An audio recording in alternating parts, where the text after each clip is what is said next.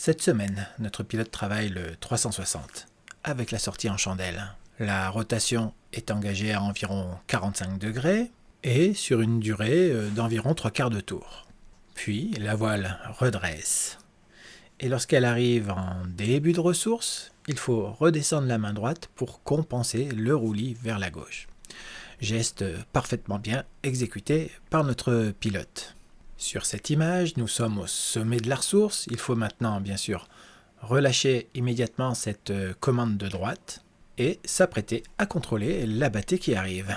Notre pilote va commettre sa première erreur. Il maintient beaucoup trop longtemps sa commande de droite et ne la relâche que maintenant, au moment où il faudrait commencer la tempo.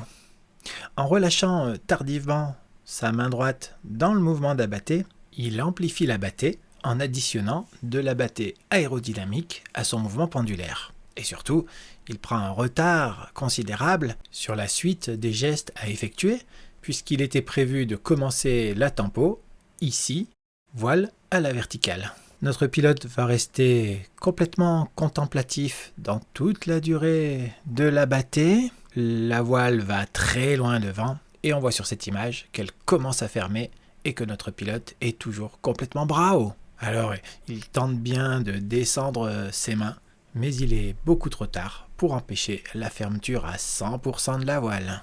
Le pilote se sent tomber.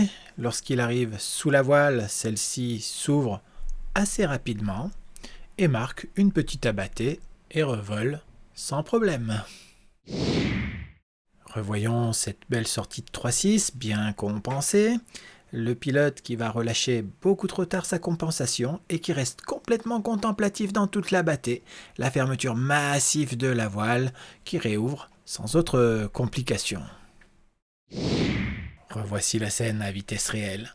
Notre pilote est en train d'apprendre qu'il faut freiner pour empêcher une fermeture. Et un peu plus tard...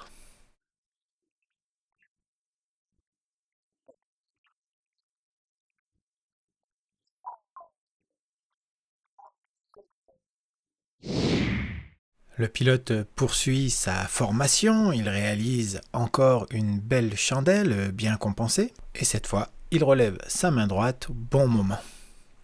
Le pilote freine, un petit peu en avance, mais c'est pas bien grave, et il va maintenir son freinage pour temporiser son abattée jusqu'en fin d'abattée. Mais son freinage est insuffisant pour empêcher la fermeture de la voile, une fermeture sous contrôle, nettement moins spectaculaire. Notre pilote est en train d'apprendre qu'il faut freiner fort pour empêcher une frontale. Et encore un peu plus tard dans le stage,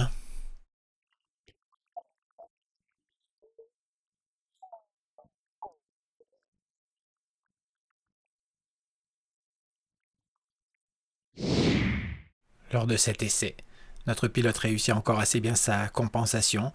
Il va là encore relâcher un petit peu tard sa compensation, ce qui amplifie la battée. Il va freiner certes très tardivement son abattée, mais cette fois-ci, il a appris qu'il fallait freiner fort pour empêcher la fermeture. Et cette fois-ci, la voile n'a pas fermé. Il faut beaucoup de frein pour amortir les abattées pendulaires.